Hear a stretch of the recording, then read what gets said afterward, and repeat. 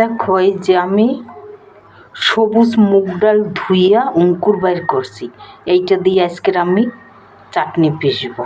এই দেখো অনেক কিছু দিয়ে তোমরা চাটনি খাইছো, এইটা একবার এরকম করে খেয়ে দেখবে। তার জন্য নিয়েছি খানিকটা ধনে পাতা, খানিকটা নিয়ে নিয়েছি রসুন।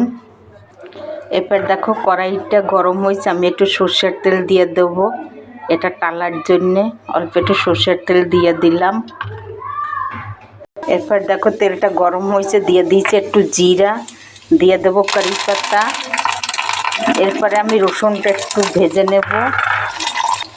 দেখো এটা ভাজা ভাজা হয়েছে একটুখানি। এরপরে ডালটা আমি এতে দিয়ে ভেজে নেবো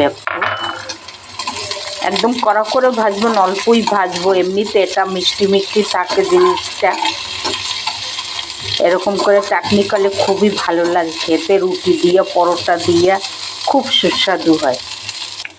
দেখো ভাজা ভাজা হয়ে গেছে, এবার আমি এটাকে ঠান্ডা করে নেব।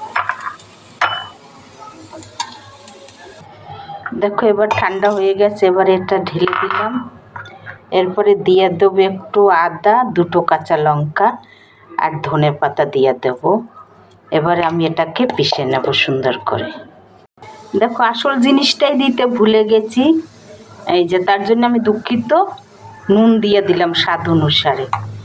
এরপরে আমি পিষে নেব। দেখো আমার পেশা হয়েছে, কত সুন্দর হয়েছে। দেখো খেতে বি খুব সুন্দর, গরম গরম রুটি দিয়ে। এই দেখো দেখো আমার চাটনি পেশা রেডি। একটু সর্ষের তেল দিয়ে দিচ্ছি উপর থেকে। এবার গরম গরম ভাত দিয়ে খাও, রুটি দিয়ে খুবই ভালো লাগবে।